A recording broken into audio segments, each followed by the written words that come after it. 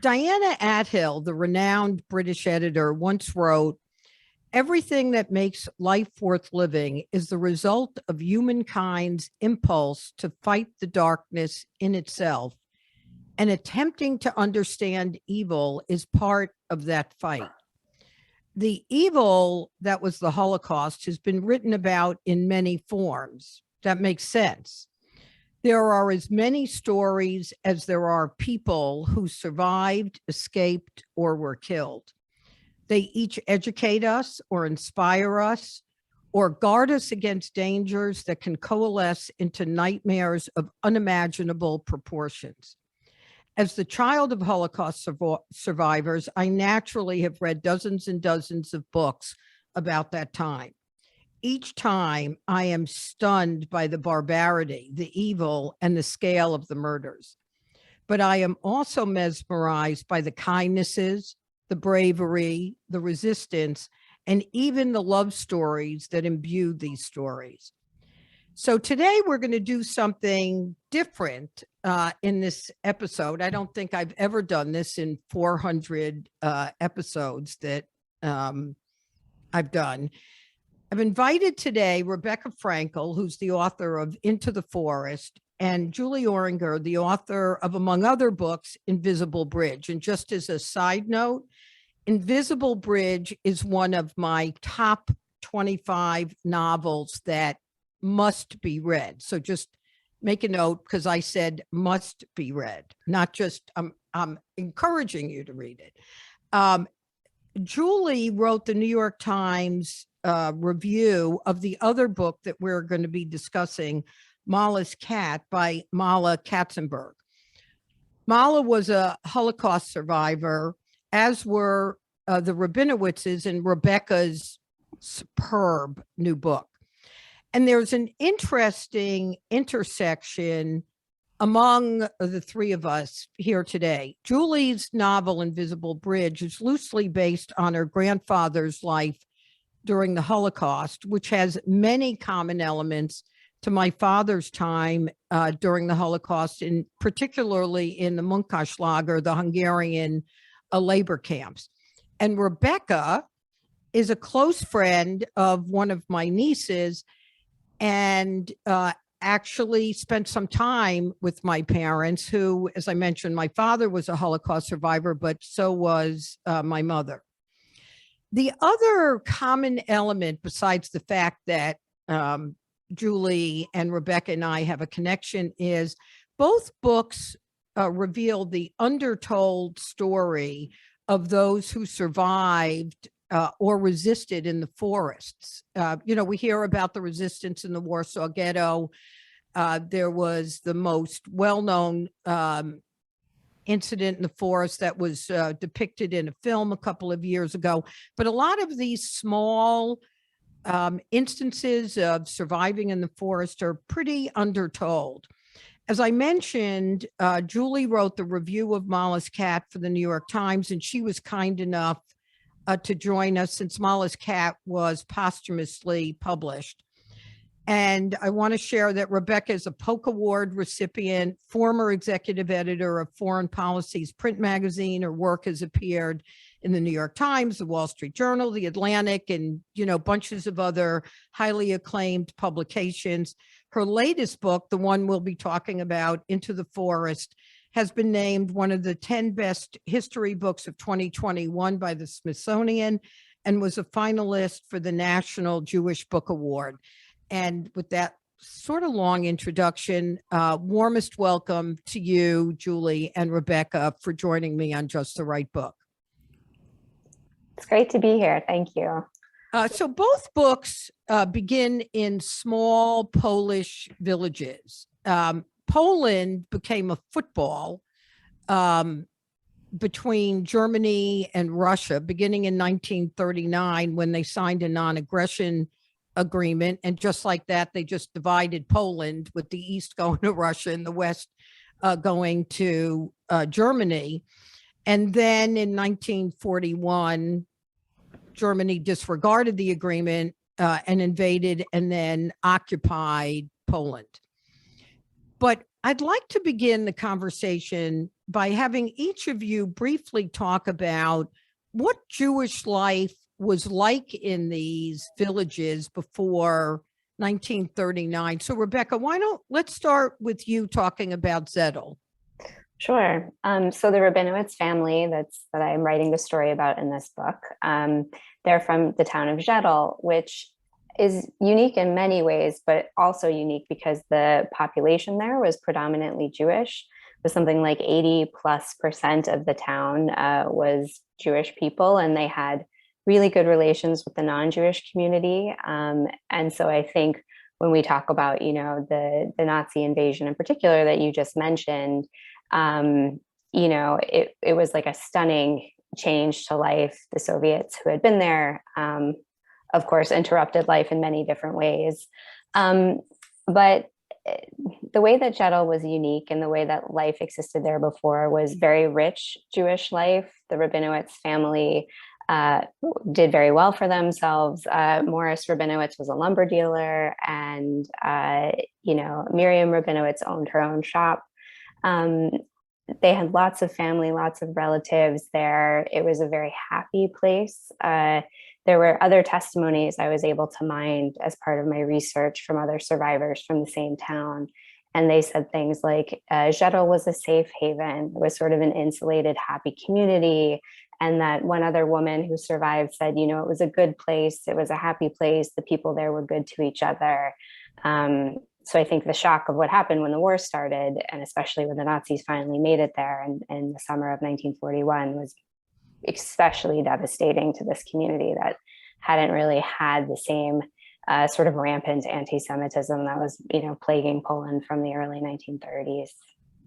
And Rebecca, in their town, as you said, about 80% of the population was Jewish. And there was a fairly, which was not true in all Polish villages, but there was a fairly easy relationship between the Jews and the Gentiles.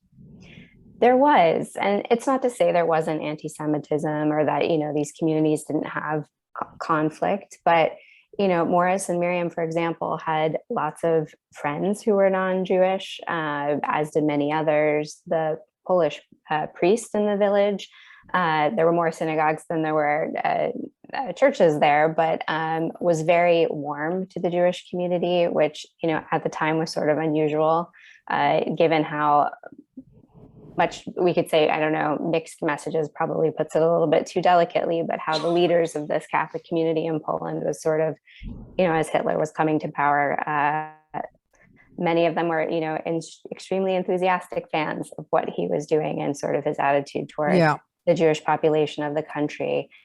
And so they did. And, when the Soviets came, the Rabinowitzes lost their house, for example. They were seen as, proprietors and very wealthy, and that wasn't sort of in line with communism. So they moved in with a family who owned a farm. They were Christian. They basically took care of the Rabinowitzes. They welcomed them into their home. Mrs. Belsky, taught her how to milk a cow so she could have milk for her two young daughters, Rachel and Tanya. I came across a lot of other depictions of towns that were nearby them even, and didn't find as much predominantly positive things that people were saying about the towns that they'd grown up in, or these villages with Jewish communities. And Julie, the town that Mala comes from, I don't know that I'll pronounce it right, Tarnograd? Yes, that sounds right. Oh, we'll go with it. Sounds right to me. Describe what, so Mala is the author, and so this is really Mala's memoir that she wrote. Describe for us what her village was like. Yes, well, my sense is that there were a lot of similarities to the village that Rebecca described. Mala's family, the Zorers, her father had fruit orchards, and that was how he supported the family. And she describes how comfortable their family was, despite the fact that they didn't have a lot of money.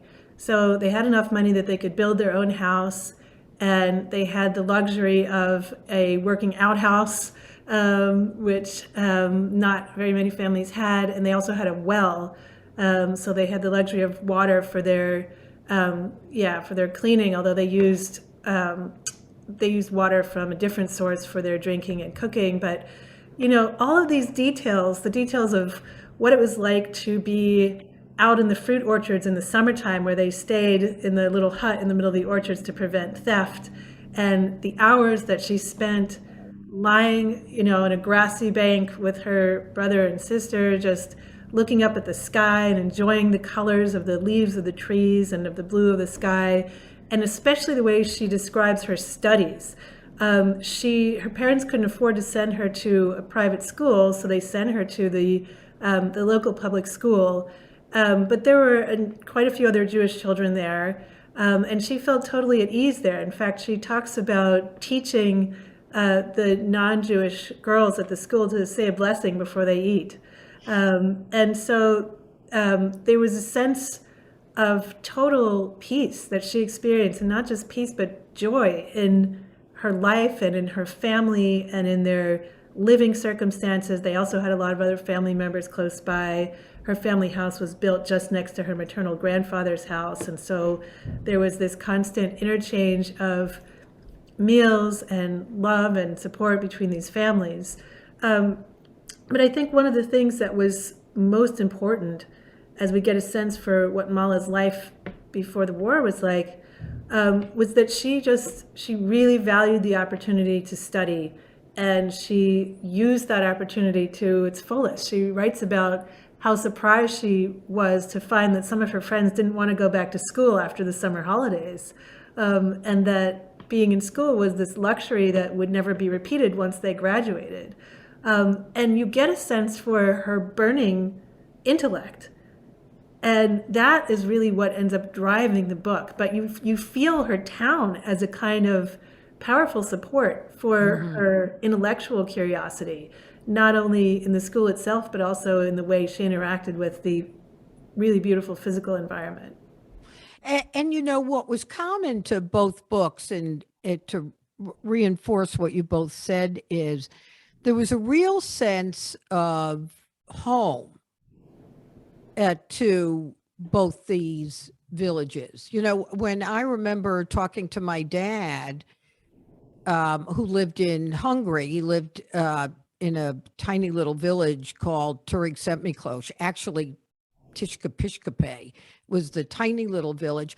It was not that kind of idyllic life. There was tension in Hungary in some of these particularly larger communities already. I mean, I found my father having very little attachment or sympathy for the town that he came from, because in the 30s, there were already issues. Right. And you didn't get that feeling. So 1942, the final solution becomes the official Nazi policy. And the Nazis had a they had a roadmap for how they were dealing with these small towns and the sequence of events. So, Rebecca, let's start with you for what that systematic way that they started terrorizing the Jews in these villages. Right. Well, a lot of the interesting sort of lead up to the Nazis actually getting into Jettel was that the Wehrmacht soldiers came through first before the Einsatzgruppen, so the killing squads were coming, and the SS officers. And some of these soldiers actually warned. There was one young man who describes it. His name was Arl Laro, and I watched his testimony, and he talks about interacting with the soldiers, and some of them gave out candy to the Jewish children. And he gets to talking to one, and he says, things are going to get really bad for you. This is what's coming is going to be worse. And of course it was true. And so the first thing that would happen is they would have a list of intellectuals or very influential people around town, probably gathered from other non-Jewish citizens in the town, would call everybody in. They would usually, from what what I read, it was like about 300 people. And in the case of Jedal, it was all prominent men and only one woman who was a very beloved nurse in town. And they said to everybody, we're taking them away for a work detail. Don't worry, they'll come back. We'll bring them back. And of course, those people were never heard from again. And so I think the beginning stage was to take the infrastructure of trust and leadership in the town and remove it. They would, the Nazi officers would take gifts and clothes and things and promise they would bring it, however far away their family members were supposed to be in this lie that they told people. And then it came all the sort of the loss of your basic human rights. The Jews in town weren't allowed to walk on the sidewalks. They had to walk in the streets. And the Yellow Star came and so on and so forth. They couldn't, go into certain shops and the local farmers were no longer allowed to sell their goods to their Jewish friends. I think in the case of Jedal, there was some smuggling and some private arrangements that were made. And of course, then came the ghetto, which is sort of this real institutional change meant to just strip everybody of not only their last belongings, their homes, but their sense of security and their right to do anything. And in Jedal, it was like an internment camp. So people were, allowed to leave to go work, but then they had to come back in. So in the case of Mala, I mean, right? I'm not giving anything away because it's clear when you read the book, but both the Rabinowitzes and Mala survive the war. Mala was orphaned at 12 and operated alone. I mean, operated alone during the entire war with the most extraordinary chutzpah, intuition, quick-wittedness, and really unimaginable resilience. I mean, we'll get to the cat in a minute. And the Rabinowitzes survived as a family, remarkably as a family. But Julie, one of the things I'd like to hear your thoughts on is I almost couldn't believe that Mala's story was true. I mean, it, and I kept going back and forth between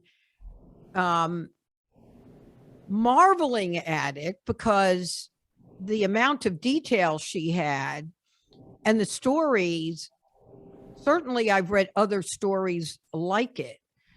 But one thing that really made me think, okay, maybe this is all quite accurate is describe for us, even before the ghetto was liberated, Mala was the one taking off the Yellow Star and going out there and getting food for her family. Describe for us, literally, what was she doing? Well, so the sort of preface to her taking on this role was that that sometime after the occupation, after there were quite a number of unprompted killings of the Jewish population, both in larger groups and smaller ones, Mala was out with her brother, and they were trying to get some food for the family. And they had actually been given some bread and some milk that they were going to take back to their family. And they were stopped by some officers who then ended up just opening fire on them and killing her brother. And she fell down in the cornfield that they ran into, and they thought they had killed her as well. And so once they had left, she got up in what must have been a state of horrific shock and brought the food and milk home to her family and had to deliver the news to her parents of her brother's death. Now, what they also realized was that that she was considered to have been killed as well, because as far as she knew, these SS officers saw her go down in the cornfield. And so, so from the moment that happened, she realized that the only way to continue to save her own life was essentially to cease to exist. So she had to kind of go underground from that moment so that she wouldn't be informed upon, that her family wouldn't be informed upon, and that nobody would know that they were actually harboring a child who was thought to have already been murdered. And so she essentially had a completely undercover existence. And since she ostensibly didn't exist, she moved through the village and the surrounding rural areas as a kind of ghost, sometimes by daylight and sometimes at night. And she, as soon as she would leave the ghetto, her family's home became part of the area of town that became the ghetto. As soon as she left the ghetto, she would take the yellow star off her jacket, and she would move through the surrounding area looking for food for her family, pretending to be a Christian Polish girl who was simply in impoverished circumstances and hungry. So oftentimes it was through her, just through her cunning, through her willingness to take on the guise of somebody who she was not, that she was able to support her family during that time. Sometimes she was the only person who was bringing any kind of sustenance back to her family. And she, in fact, kept them alive for far longer than they would have been able to survive otherwise. She's essentially kept them from starving. But that was just the beginning of a number of years of a disguised life that she lived that allowed her to survive in the most remarkable and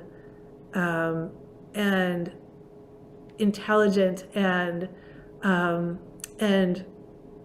constantly changing fashion. She could never kind of be the same person for very long, at least at the outset, because she was afraid of being discovered. So but even Julie, there's a couple of instances where she's defiant, like with a Gestapo officer, with a girl that was going to on her. Yeah. Exactly. And she managed in almost every instance, rather than trying to retreat or deflect, she actually took the offensive. Were you shocked by that? Well, by the time she began to do that, she had already lost her family. She had lost her older brother. She knew her parents had been killed. She knew that her grandparents hadn't survived. And so in this very real sense, emotionally speaking, she had nothing to lose. Yeah. So she didn't want to go down without a fight. And so when she found herself in circumstances that seemed hopeless, instead of allowing herself just to be crushed, she talked back. And I, as I read those sections, I felt like I understood. Yeah. I felt like I understood why she would have made that choice. But you're right, it was astonishing that she knew well enough how to read those circumstances, how to read those situations, that it ended up turning out that that she wasn't killed outright on the spot, that she wasn't, shot for her defiance. Sometimes she actually impressed her oppressors, and sometimes they ended up sending her off with gifts of food and clothing instead of taking her life, which really and did you feel, Julie, that it defied belief at times? That's so interesting that you asked that question, because I guess I come, as you do, out of this tradition of survival stories. And every single survival story, because survival was so unlikely under the circumstances that that the victims of the Holocaust faced, every single one of those survival stories seems incredible. Every single one breaks a rule in some way, or relies on coincidence, or simply defies logic in some sense. And I think really what those stories point to is that rules were not governing the circumstances. It was actually human beings who were governing the circumstances. And the the way that Mala Katzenberg writes about it at times in the book is that some of the soldiers she encounters were poor students of Nazism, and did not ascribe to all of the beliefs that they were meant to uphold. But then in other circumstances, she appealed to people's humanity. There was one moment where her father, having been discovered by some Nazi officers in a barn where he had fled, he was about to be killed. And she defied a soldier in that moment. Yeah, saying, when you, just saying like, I'm putting myself in front of my father here. Imagine that at some point your daughter may have to plead for your life because circumstances are going to be reversed. And this person just seemed to have a moment of horror and then just departed. But her speculation in the book, she too was shocked. I mean, I think she shares, part of the reason I think we believe in the circumstances that she describes is because she seems to share our incredulity at those moments.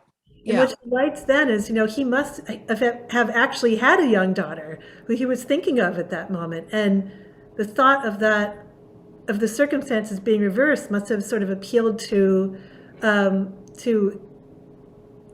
his sense of compassion or humanity. She really never lost the sense that she was dealing with other human beings. And that includes her desire for revenge on those human beings. Mm-hmm. And Rebecca, to go to into the forest, Morris Rabinowitz was outside the ghetto. He was somewhere in the forest. Miriam gets word that the ghetto is going to be imminently liquidated. So, as we talk about what they did in the ghetto, it was progressive until a ghetto was ultimately liquidated, either by killing everybody in the market square or in a forest or deporting them. But I was fascinated by Miriam making the decision to leave with Rachel and Tanya and go into the forest, and she wasn't even sure where Morris was. Describe that for us. So actually at that point, unbeknownst to Miriam, so Morris and Miriam had this incredibly strong marriage. They were very in love. They were wonderful parents. They were very devoted to each other. And they made this decision that if they were to be separated, that there was a forester, a friend of Morris's, a Christian friend, who he would know where one of them was. So the idea was they would meet at this house, or they would go to the house and give the information of where they were. So unbeknownst to Miriam, as the liquidation started in August of 1942, Morris was still in the ghetto. He was hiding. Oh, that's right. He was hiding in the movie theater in this room above. He had gone when they called everyone together again. They were pushing everyone out of the ghetto houses, and they knew from last time, the first selection in April of 1942, what had happened, that so many 1,200 Jews from their town and from other places who were in that ghetto were killed. They were never going to answer the call again. So they had built this bunker in the house that they were staying in the ghetto. But Morris's sister and mother and nephew were still alive, and he had a work certificate. And so they were still sort of holding on to the hope that if he would just go with the work certificate, pretend to be, his sister's husband or something, that he could save the rest of his family. So Miriam didn't know that where Morris was, if he had survived or not. And so that sort of makes her decision to sort of, take her family and escape the ghetto in the middle of the night after they were submerged and hiding for 3 full days, even more brave and courageous. And she was with her sister, Luba. And there were a lot of people in that bunker with them. And, the time came, they had heard local Polish villagers who came, and they were walking over the bunker, and they were saying, rich Jews lived in this house, and they made these plans to loot it. So they knew that their window to escape was going to be really short. And they just seized the moment. And Luba was the only one willing to go up and see if the coast was clear. So it was really these two sisters, these two women leading not only the 2 girls, Rachel and Tanya, but this whole other group of people who sort of connived their way to go with them. And yes, she didn't really know. And the remarkable thing about that night is they managed to get outside of the ghetto and to escape really without running into anybody or being caught, is that they ended up going around in circles. And so they didn't end up getting very far at all after walking the whole night. And so just as they're sort of, the girls are exhausted, they're tired, they haven't had anything to eat, they went to this house where this elderly couple lived. And they were fearful to be helping Jews, but they gave them I think it was some pickle juice and a little bit of bread. And they pushed over to the side of the road because they knew they'd have to hide as soon as the sun came up. And all of a sudden, Miriam tells everyone to be quiet. And she says, "I hear Meshka," which is what she called Morris. And her sister is like, no, this is nuts. And she starts shouting his name, Meshka, Meshka. And everyone's putting their hands over her mouth and they're saying she's gone mad, she's crazy. And she actually did hear them. And so that's how they made one of these other sort of miraculous and hard to believe reconnections. And from there, they went into the woods really together.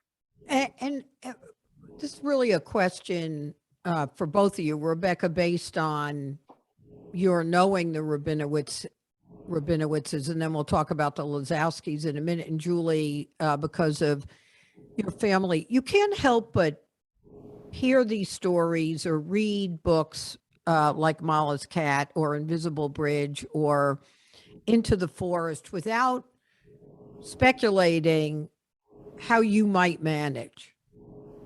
Like, would you ever have the bravery? I mean, Rebecca, you knew my mother. My mother didn't seem like the kind of woman that would survive Auschwitz. And I mean, she seemed like this, sweet, cute She was a woman. wonderful bubby, right? By the time I met her, she was Yeah. Shoshana's, she was the grandmother, and she was so loving and wonderful. But Shoshana did tell me that story of what your mother did. And maybe I don't want to, botch the story, but it was really a very inspiring thing about how, I don't know, where they lined up and there was the expectation they were going to be shot. And then would you tell it actually, if you don't mind? So it was actually, they needed 50 workers and she was in Auschwitz and they had them line up, and when they did that, they generally were going to kill you. And what they did is they asked the women to hold out their hands. And what they wanted were workers. So they didn't want women that were so weak that their hands would shake, because they were going to get transferred to the Gross Rosen camps in Reichenbach and work on transistor radios. So they needed hands. So instead of them shooting them, you had to put your hand out. And then I don't know if it was that story, because there are so many stories, but she ended up being moved from Birkenau, Auschwitz to the Gross Rosen camps because of that. But there was also a time where she considered killing herself. There was also a time that somebody saved her life. She saved somebody else's life. But for either one of you, when you read these, what do you think it is that become the contributing factors to those people that manage to be, extraordinary like Mala, or brave and sturdy like Miriam, or even the girls, right? I mean, there were some people who killed babies because their crying would put 25 people at risk. So people made bad, ugly decisions and people made kind decisions. But what are your observations about, I mean, we're talking about survivors here. Yes. I constantly asked that question as I was reading the book. The thing I was so struck by as I came to understand who Mala Sorer was this sense that she was really angry. She was not acquiescent to what happened, nor did she feel that this was her fate and that she had to kind of succumb to it. It wasn't sadness that overpowered her. It was rage, and it was the thing that kind of set her story apart in a way. I don't feel like I've read that many stories of female survivors of the Holocaust who were driven by rage and who were driven by a sense of vindictiveness. She wanted to tell the world the story of what had happened to her family and to her people. She came from a family that valued her intelligence and from a tradition that valued storytelling. And so what kept her alive was the knowledge that if she could persist, this story would be told. And I kept feeling as I was holding this story in my hands, oh my God, she did it. She kept doing it. But numerous times over the course of the narrative, she returns to that desire to tell the story. And so in a sense, storytelling saved this person's life. And Julie, to that point, I listened to an interview that her daughter did in England for the American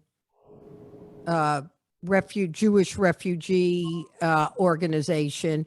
And her daughter said just that she felt it was critical that story be told, that people needed to know that this is what happened. This is what people did. And she did, according to her daughter, to exactly your point, consider it her form of revenge, that she was going to reveal the details. Rebecca, what's Miriam? Did you know Morris also? I didn't meet them ever. They both passed away in the early 1980s. So, for me, I feel as though I know them now, but I didn't. Well, you know both their daughters. Yes. So Rachel and Tanya, who are now Ruth and Toby, they're both still with us, and they were sort of my main well source of information and telling the story. How would they describe their parents? With a lot of love. And, their family stands out to me in a lot of ways. So many of the families that came into the forest who managed to escape their ghettos, they did not, as you mentioned, come together. They did not come intact as a family unit. There were a lot of, women with young children or men without their families and kids who went in as orphans. And so Rachel and Tanya, or Ruth and Toby, managed to maintain their childhood in a way that they did not have to do it. And so when they talk about their experience in the woods, there are horrific things, of course, that they remember, and being hungry all of the time and seeing dead bodies in the morning during the winter, people who had, succumbed to hypothermia. But they also have happy memories, and it's not wrong to call them that, because they were with their family, they were with their aunt. They had a cousin who unfortunately didn't survive his time in the woods. He was a partisan fighter. And I think that also it's remarkable that Miriam and Morris's marriage held together the way that it did. There were other families that I read about and testimonies where the men separated. They were conscripted by the Soviets to be in the partisans, or they chose to willingly, they wanted to go fight.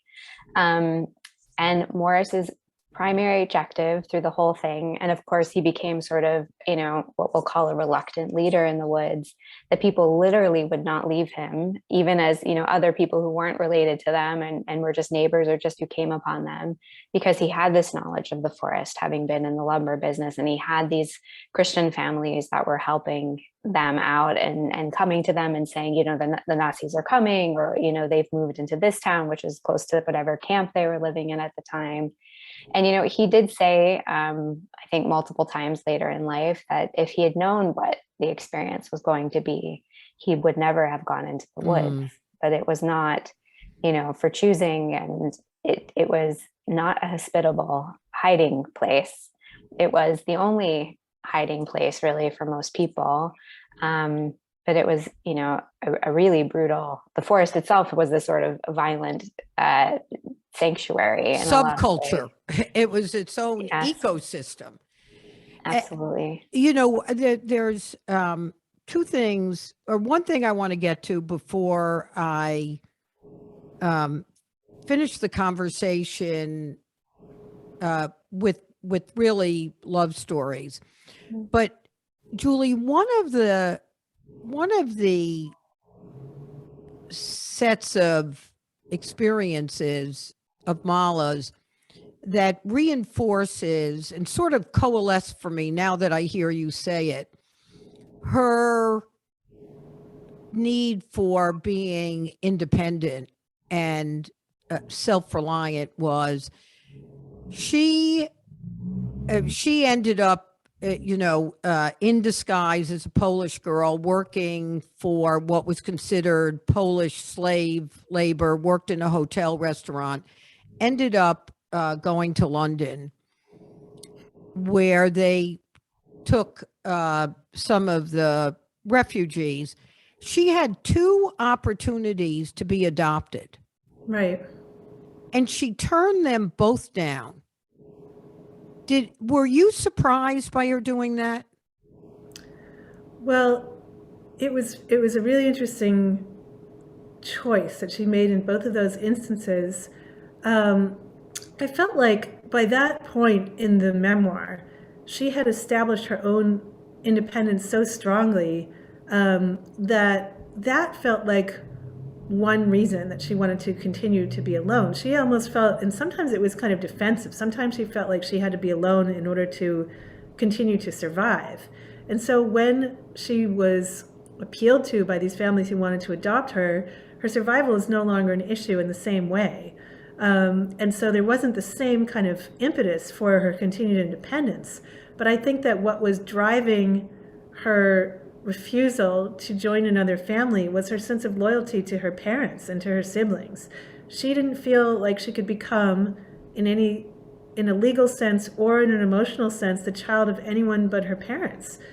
She had this incredible fidelity to her family, and at first, I think it was a kind of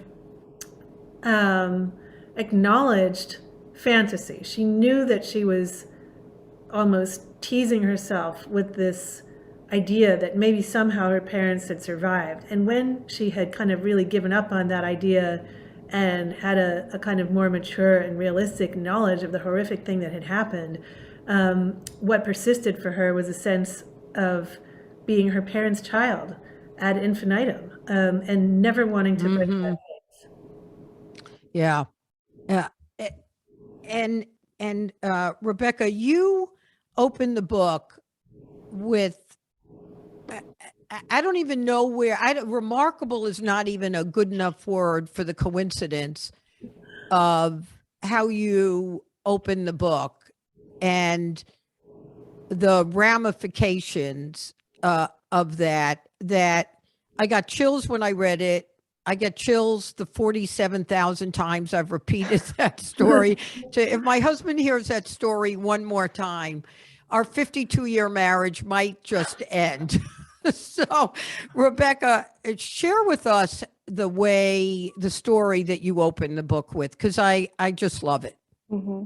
So the book opens, with this wedding of people whose names we don't even know anymore. They're sort of incidental, but they provide this venue and the opportunity for the thing that you're referring to happen. And, at this wedding is this young man. His name is Philip Lazowski. He's a student living in New York City.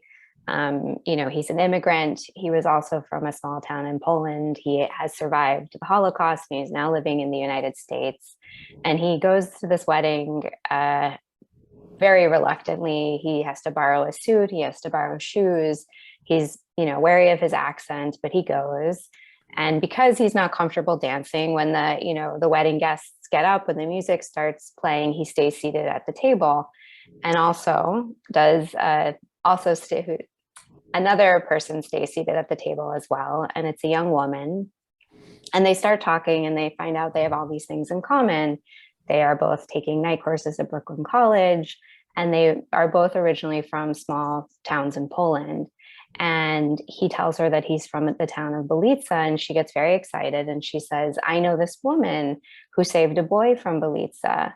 And he says, well, what's the story? What happened? And she starts telling this story of how this woman intervened on behalf of this young boy who she didn't know, while she was, in the selection in Jeddah, and she had her 2 young daughters with her. And as he's listening to her recount the details of the story, he says, "That was me. I'm that boy." And so he, runs to the nearest payphone. He dials the operator and he says, "Please get me Rabinowitz in Hartford, Connecticut." And the operator says, "Well, there are a lot of Rabinowitz families in Hartford, Connecticut. Which one do you want?" And he didn't know. And he said, he looks around in his pocket and he doesn't have enough change to make another phone call. And he says, "Well, dial the first one." And the line rings. And at the other end of the line is Miriam Rabinowitz, who was in fact the woman who saved him in Jeddah, so many years ago.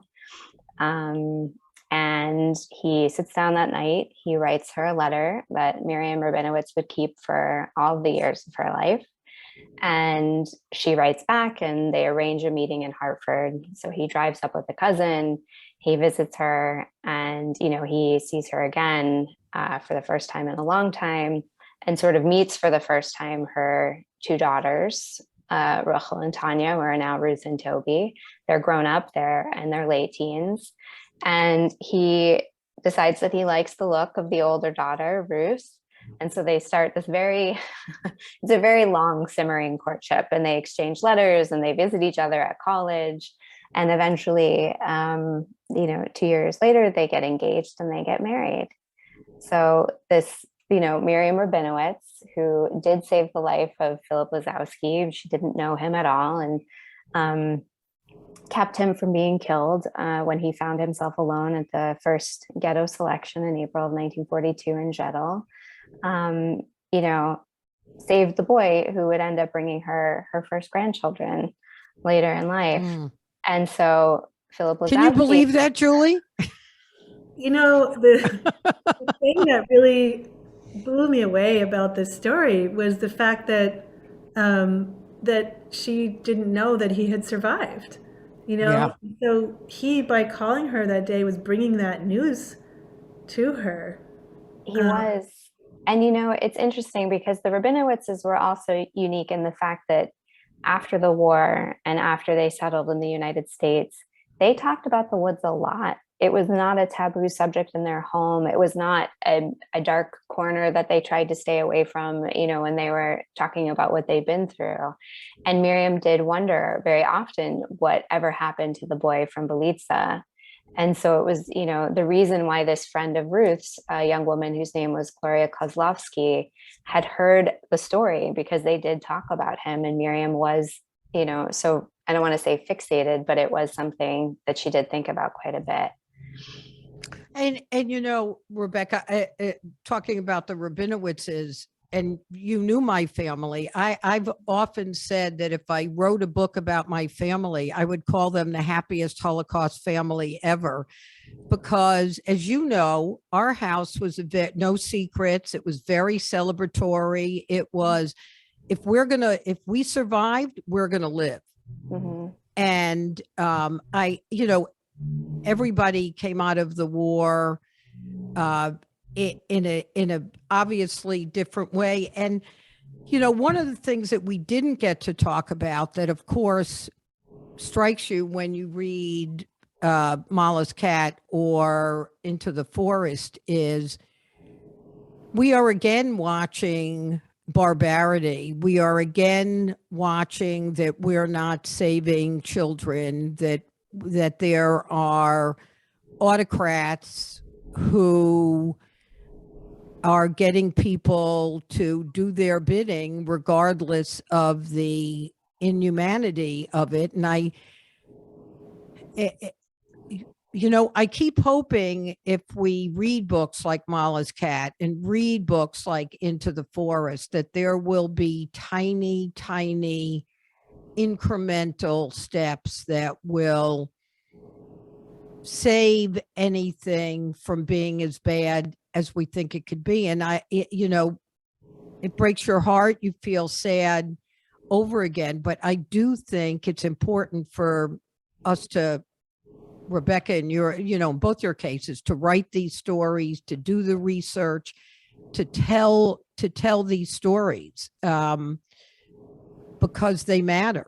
If there's 5 people who end up changing how they're going to operate and they happen to be in the administration, that can, in Europe or the United States or anywhere in the world, it makes a difference. So I'm sorry that we've run out of time. I want to, we have barely touched the surface. I would share 2 things with our listeners before I thank both of you. One is the amount of research, Rebecca, that you did, and the kind of urgency and detail that you brought to the story of the Rabinowitzes made me feel like I was right there. I mean, it's because it has so many threads to the story, the love story, the kindness, the evilness. I was going to say badness. I don't think that's a word. Evilness, and I think in Mala's cat, in the instance of that, we didn't talk about whether we thought the cat was imaginary. We'll have to save that conversation. You're again struck by the resilience of human beings. Right. And I always like to focus in a story like Mala's about the small kindnesses that contributed. I mean, there was obviously the bad stuff. So I feel like we ran out of time. I'm sorry to our listeners. You're just going to have to read the damn books. Rebecca, really thank you for writing this book and telling the Rabinowitzes' story. I mean, you can't help but feel charmed by it. And Julie, thank you so much for taking the time. Little did you know that when you agreed to write the review that you would get barraged with the request to join us and talk about the book. Well, I'm so glad to have had the opportunity to do so, and it's always such a pleasure to speak about any book with you. And I love that we're having this conversation at such a vital time. So it's been a total pleasure to speak to both of you. And great. I hope everyone will read Rebecca's book. Yeah. Thank you. Well, read them both. Rebecca, thank you. And maybe Thank you so much. We'll all see each other in Maine. That's the plan. Okay. We'll keep talking. Thank you so much. Thank you both. You. Bye-bye.